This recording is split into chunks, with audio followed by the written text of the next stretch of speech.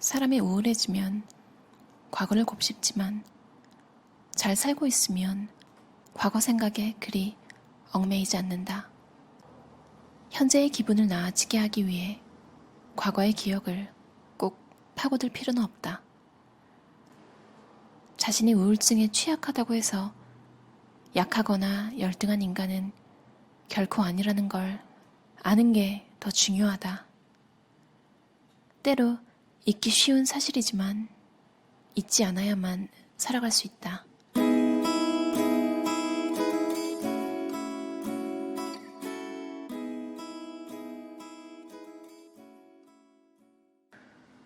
이 책은 정신과 의사이면서 본인이 우울증을 앓기 때문에 우울증에 대해 많이 느끼고 배운 린다 게스크의 책인데요.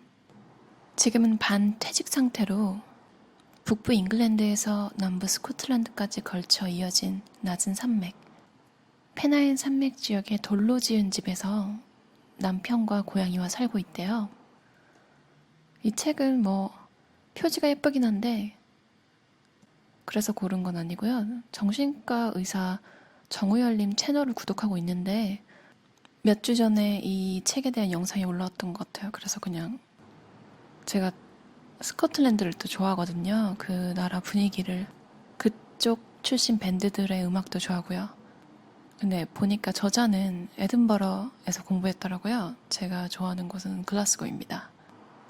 이 저자가 살고 있는 산맥이 어딘지 몰라서 한번 찾아봤는데 잉글랜드와 스코틀랜드에 걸친 산맥이라고 적혀 있어요.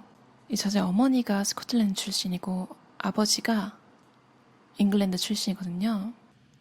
이 책은 다른 멘탈 헬스 관련 책이랑은 조금 다르게 챕터별로 이래라 저래라 나와 있는 게 아니라 저자의 경험담이잖아요. 논픽션인데요. 근데 되게 소설 같아요. 그러니까 너무 과장이 심해서 소설 같다 이런 이야기가 아니라 그냥 펭귄북스의 소설 시리즈 있잖아요. 그 중에 원래 몰랐던 이야기 하나 책을 꺼내가지고 읽고 끝난 기분이에요. 그리고 소설이 이래라 저래라 하진 않지만 그 등장인물들이 겪는 상황과 등장인물이 하는 선택, 거기 나오는 사람들이 하는 생각, 그런 걸 보고 우리 스스로 우리 인생에 대입해서 위로를 받거나 닥쳐온 문제를 해결하는 데 도움을 받거나 하잖아요. 이 책도 좀 그런 편이에요. 제가 인상 깊었던 문장들 밑줄 친 부분 한번 읽어볼게요. 나는 우울증이란 단일한 병이 아니라 서로 공통점도 있지만 매우 다른 점도 있는 복합적이며 다양한 병이라고 생각한다. 괴로워하는 사람들, 세상과의 단절감에 시달리는 사람들, 인생의 가치를 느끼지 못해 스스로 목숨을 끊는 사람들은 주위 어디에나 있다.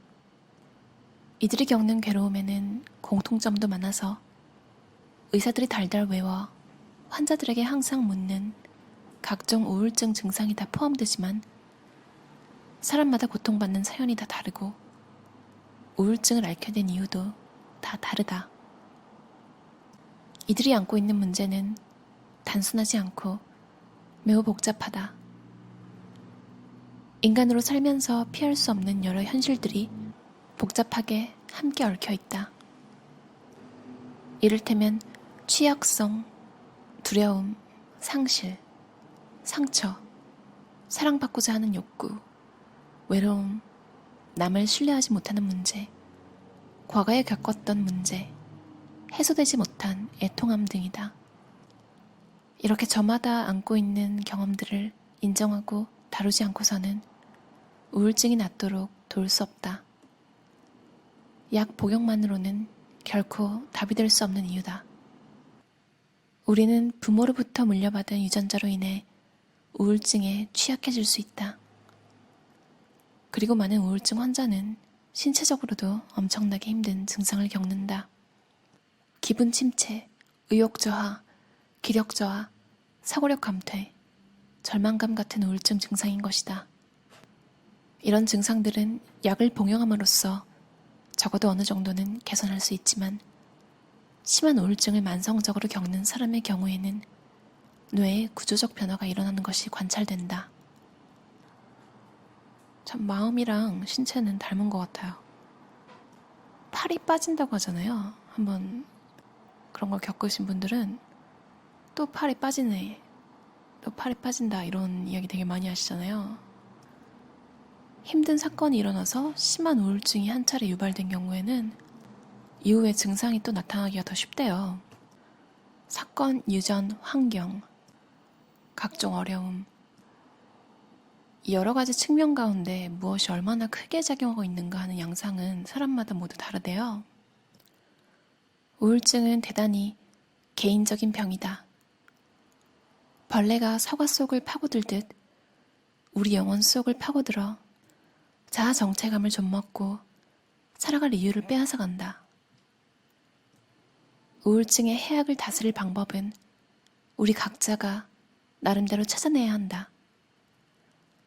그리고 분명히 찾을 수 있다는 것을 나는 경험으로 안다. 이 책은 우울증 극복에 관한 이야기이면서 상실의 아픔을 받아들인다는 것에 대한 이야기이다. 두 주제는 서로 관련이 깊다. 나는 우울증을 버텨냈고 무사히 살아있다. 그리고 누구나 그렇게 할 수 있다는 것을 잘 안다. 슬프고 절망스러운 일화도 담겨있지만 나는 암울한 이야기를 하려는 것은 아니다. 나처럼 살아온 이들에게 희망을 주는 게 목표다. 우리 자신, 그리고 삶과 앞날에 대해 지금보다 더 나은 감정을 느낄 수 있다는 사실을 알려주고 싶다. 우울증을 유발하는 계기는 상실일 때가 많다. 잃은 것은 사람일 수도 있지만 우리가 중요하게 여기는 역할이나 건강이나 자존감일 수도 있다. 맡은 역할을 제대로 하지 못하고 같이 지내기 힘든 사람이 되기 때문이다.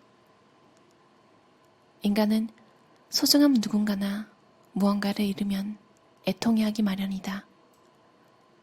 애통함은 정상적인 감정이고 시간이 지나면 보통 해소된다. 하지만 시간이 지나도 풀리지 않는 애통함은 우울증과 구분되지 않을 수 있다.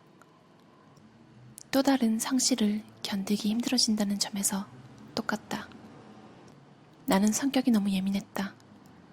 주변 사람들의 말과 행동에 너무 쉽게 영향을 받았다. 나는 우울해지는 경향이 있는 사람이다.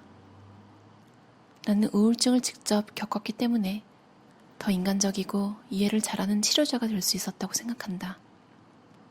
정신과 의사도 우울증을 겪는다. 다른 과 의사보다 더 많이 겪는다. 모든 역사가 그렇듯 개인의 역사도 불변의 존재가 아니다. 남에게 이야기하고 반복해 서술하는 과정에서 유기체처럼 변한다. 어느 시점에서건 내가 진짜 아는 건 그때그때 느끼는 감정뿐이다. 1년 전 느꼈던 감정, 품었던 고민이 아무리 해도 기억나지 않을 때가 있다. 어쩌면 일부러 있는 건지도 모르겠지만 취약성 요인을 많이 가진 사람일수록 스트레스로 인해 우울증을 일으키기 쉽다. 사람마다 우울증을 일으키는 스트레스의 정도가 달라서 견딜 수 있는 정도 이상으로 힘든 일을 겪으면 그때부터 우울증이 찾아오는 것 같다. 우울은 불행보다 훨씬 더 깊고 큰 절망감으로 세상을 보는 눈에 색을 더딥히고 일상생활을 해나가기 어렵게 만든다. 아주 어릴 때부터도 나에게는 엄마가 행복하지 않다는 느낌이 있었던 것 같다. 때로는 정말 심각하게 불행해 보였다. 하지만 이유는 몰랐다. 지금 생각해보면 우리 집 분위기가 늘 불안하고 날이 갈수록 어두워졌던 배경에는 찌든 가난, 아빠의 대단치 못한 직업에 대한 무한의 실망감, 남동생 앨런의 정신질환 같은 요인들이 모두 작용하지 않았을까 싶다. 앨런은 여러 해가 지나서야 비로소 강박장애 진단을 받았다. 그때는 병명을 몰랐지만 아빠는 사회공포증이 점점 심해졌다. 구체적으로는 공공장소에서 남들과 대화하는 것을 두려워했다. 집안에는 점점 불안감이 일상적으로 감돌았다. 아빠는 걸핏하면 다른 식구들과 다퉜고 한 번은 엄마와 격하게 싸운 후 침대에 며칠 동안 틀어박혀 거의 아무것도 먹지 않았다. 일어나서 뭐해? 할 일도 없는데. 당시엔 정신질환의 생물학적 근거라는 것이 거의 알려져 있지 않았다. 뇌의 배선 결함이 아닌 양육의 문제로 보는 게 보통이었다. 지금은 유전과 양육 어느 한쪽의 문제라기보다 둘이 복잡하게 얽힌 경우가 많다고 알려져 있다. 나는 동생 앨런이 불안장애 성향을 부모 양쪽에게서 물려받았을 것으로 짐작한다. 동생은 난상 끝에 태어났다. 생사의 갈림길을 걷던 몇 분 동안 심장박동이 잡히지 않았는데 그때 경미한 저산소성 뇌 손상이 일어났을 가능성도 있다. 나도 10대 초반부터 신체적, 정서적 불안 증상이 나타났다. 나는 유전적으로 신경증적 성향을 타고나기도 했지만 안전하고 정서적으로 안정된 성장 터전을 가족에게서 제공받지 못했다는 사실이 늘 괴로웠다. 아이가 자신 있게 세상에 부딪힐 줄 아는 사람으로 커나가기 어려운 환경이었다. 회복하려면 활동을 조금씩 다시 시작해야 한다. 활동 수준이나 삶에 관여하는 정도는 우리의 기분과 밀접히 연관되어 있기 때문이다. 다시 살아갈 수 있을 만큼 기분이 나아지기를 기다리는 게 아니라 행동을 개선해 기분을 나아지게 하는 것이다. 이 방법이 정말 효과가 있다는 증거는 많다. 의대 5년 교육을 한마디로 말하면 조금이라도 아는 주제에 대해 자신있게 말하는 연습이었다. 그런데 나는 자신감이 원래 부족한 게 문제였다. 에든버러는 왠지 내가 있을 곳이 아닌 것 같았다. 동기들은 대부분 나와 출신 배경이 달랐다. 엄마는 공장에서 트랜지스터 라디오를 조립하는 노동자였고 아빠는 놀이공원 직원이었으니까. 에든버러에 지원한 이유는 학기 중에 집에 올 수 없는 먼 곳으로 가기 위해서였다. 저자의 어릴 때 기억 중 하나는요. 해변에서 아버지가 수영을 가르쳐준다고 하는데 아빠 믿어, 내가 꽉 잡고 있을게. 아버지가 약속을 하잖아요. 근데 그걸 믿지 못했던 기억이 있어요. 맑은 바닷물이 모래흙으로 흐려졌다. 아빠 믿어, 내가 꽉 잡고 있을게. 하지만 난 믿지 못했다. 아빠한테 몸을 맡기고 두 발을 뗄 수 있을 만큼의 믿음이 내겐 없었다. 나에게 크게 실망한 아빠의 마음이 느껴졌다. 저자는 또 4학년, 의대 4학년 때 결혼을 하는데요. 지금 생각해보니 저자가 안고 있던 불안을 다스리려는 노력의 일환이었대요. 이런 케이스도 정말 사랑해서 결혼하는 케이스만큼이나 많이 본 것 같아요. 제가 처음에 저자 소개할 때 얘기했던 페나인 산맥에 사는 남편은 이 남자가 아닙니다. 병원이란 멀쩡한 사람들이 매일같이 누구를 살리고 누구를 포기할지 냉담하게 결정하는 곳이다. 끔찍한 일이 밥 먹듯 이유 없이 일어나는 곳이다. 외과 의사들은 환자와 대화하는 것을 피했다. 적어도 내가 본 사람들은 그랬다.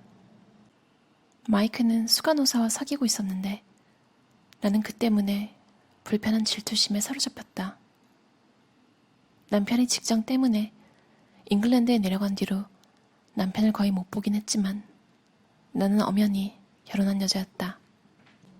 22살에 결혼했으니 아직 3년이 안 된 신혼이었지만 결혼 생활은 벌써 왠지 모를 구석으로 느껴졌다. 사람은 자기가 죽는다는 걸 알게 되면 앞으로 잃어버릴 삶을 애통해 할 수도 있다는 것을 나는 그때 알지 못했다. 나는 그 후로 상실을 겪고 그 상실을 받아들이지 못해 절망과 우울에 빠진 이들을 숱하게 만났다. 약을 복용하면 식욕 감퇴나 체중 감소, 기력 저하, 자살 충동 등 신체 증상을 완화하는데 어느 정도 도움이 된다는 것도 알게 되었다. 그러나 상실의 아픔을 치유하려면 먼저 꼭 해야 하는 일이 있다. 내가 아버지를 잃었을 때 하지 못한 일이다. 그것은 상실의 아픔을 이야기하는 것이다. 사람은 누구나 타인과 화물 없이 지내면서 친밀감을 나누고자 하는 욕구가 있다. 하지만 그런 친밀한 관계에서 정서적, 신체적, 성적으로 다칠 위험이 가장 클 수도 있다. 실제로 우리는 그 누구보다 가까운 사람, 과감히 믿었던 사람에게서 씻기 어려운 마음의 상처를 입는 경우가 많다. 어릴 때 그런 정서적 외상을 겪고 나면 우울증에 취약해지기 쉽다.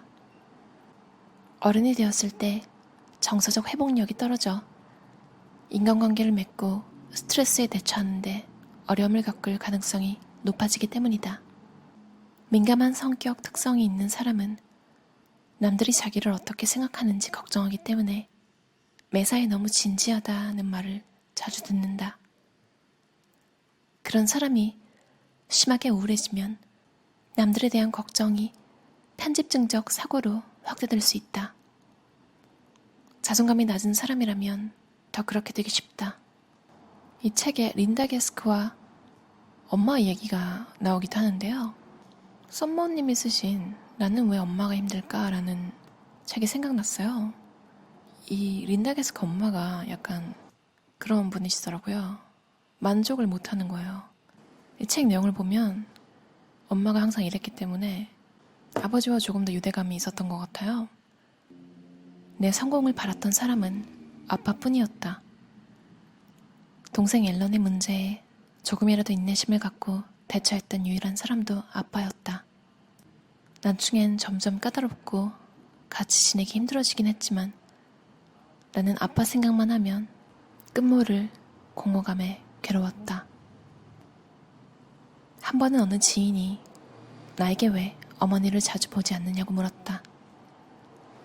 엄마와 내가 같이 있으면 서로 힘든 사이라는 걸 설명하기가 쉽지 않았다. 모든 어머니는 자녀를 사랑한다고 보통 생각하지만 그렇지 않은 경우도 세상에 넘친다. 간혹 분위기가 좋을 때는 엄마가 나처럼 생기고 나처럼 말하는 누군가를 사랑하는 게 맞는 것 같기도 했다. 하지만 온전한 정신으로는 내가 도저히 그런 사람으로 살 수 없다는 게 문제였다. 그래서 엄마와 나는 끝없는 전투를 치렀다. 서로 상대에게서 진정으로 원하는 것을 얻지 못하고 그 안갚음으로 서로를 계속 벌주었다.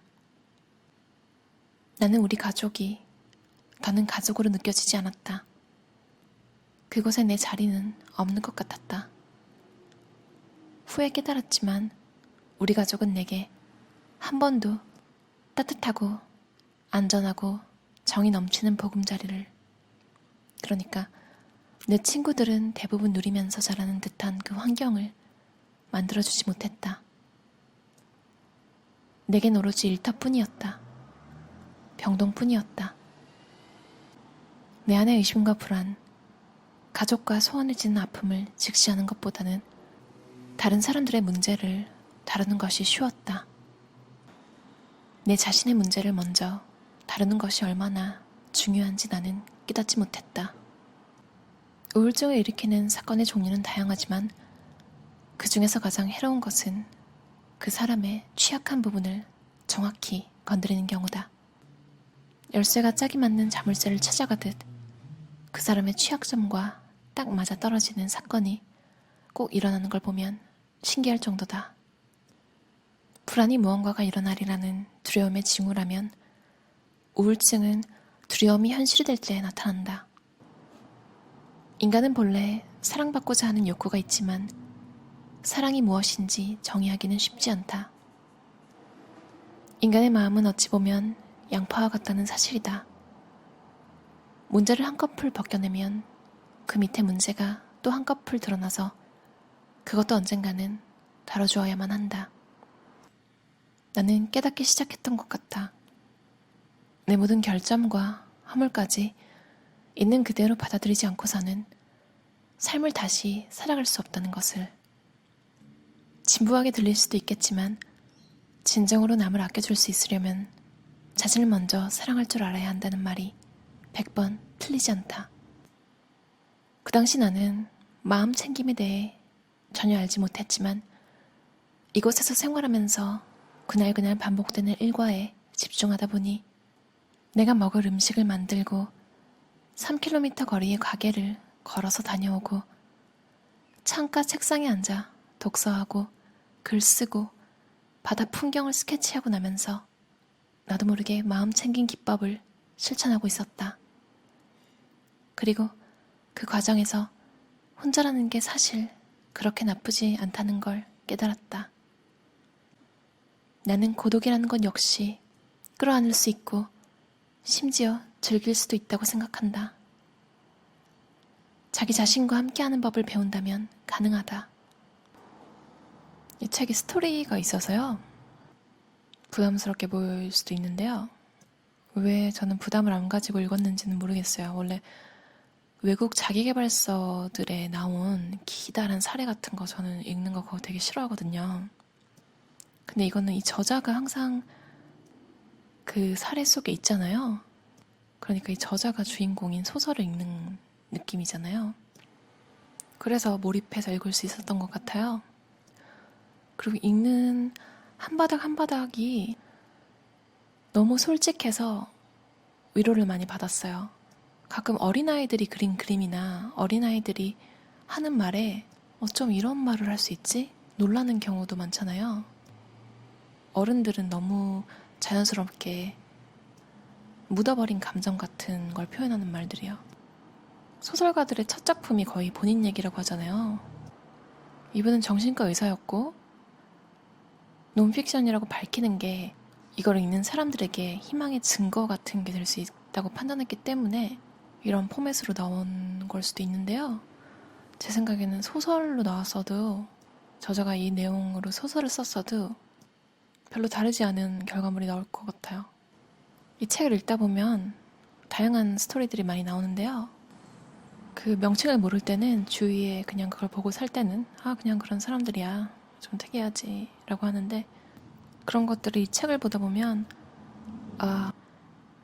이게 지금 비정상적인 것이었구나 라는 걸 깨닫게 되는 경우도 있는 것 같아요. 나는 이제 내 영혼이 망가졌을 때 수선하는 것에 그치지 않고 영혼을 살찌움으로써 우울증 재발을 예방해야 할 필요성을 깨닫고 있다. 나는 무사히 살아냈다. 게다가 내가 선택한 직업에서도 성공을 거두었다. 이 글을 쓰는 지금 나는 또다시 스코틀랜드에 와 있다. 책상에 앉아 창밖으로 오크니 섬의 황야를 내다보며 앞날을 계획하고 있다. 내 자신을, 내 몸과 마음을, 내게 소중한 사람들을 더 잘 돌봐줄 방법을 찾아봐야 할 때다. 그것이 내 다음 과제이자 우리 모두가 우울증 극복을 위해 할 수 있는 일이다. 짧게 하려고 했는데 밑줄을 너무 많이 쳐가지고 그것 중에서도 좀 뺐어요. 도서관에서 읽으셔도 되고 문장들이 마음에 드시면 한 권 소장하셔서 마음이 좀 힘들 때마다 다시 읽어보시면 좋을 책 같아요. 이 저자는 유전적인 거랑 환경적인 거 두 개 다 그리고 그 성향으로 인해 본인이 선택한 것들에도 영향을 미쳤잖아요. 이른 나이에 결혼한 거라던가 책에 또 다른 이야기들이 나오는데요. 너무 다 얘기하면 재미가 없으니까 그런 환경과 유전적인 것을 드러내는데 거리낌이 없잖아요. 그게 사실이기도 하지만 특히 한국 사람들은 정말로 남 때문인 것도 그렇게 얘기를 하게 되면 야, 문제는 네 안에 있어. 이거 다 네 탓이야. 꼭 주위에 그런 사람 있잖아요. 사실 그 사람이 어떤 환경에 처해 있는지도 모르면서 정말 말 그대로 뭐 노력을 해라 이런 거죠. 그런 이야기가 없어서 너무 좋았어요. 여러분도 만약 기분이 좀 우울하실 때 여러분이 생각하기에 이유가 있는 거라면 자기 검열 안 하고 여러분 스스로를 다독여 줄 수 있으면 좋겠어요. 여러분을 다독이면 이제 또 누군가 주위에서 여러분을 필요로 할 때 도와줄 수 있잖아요. 오늘은 좀 길었는데요. 끝까지 들어주셔서 감사합니다.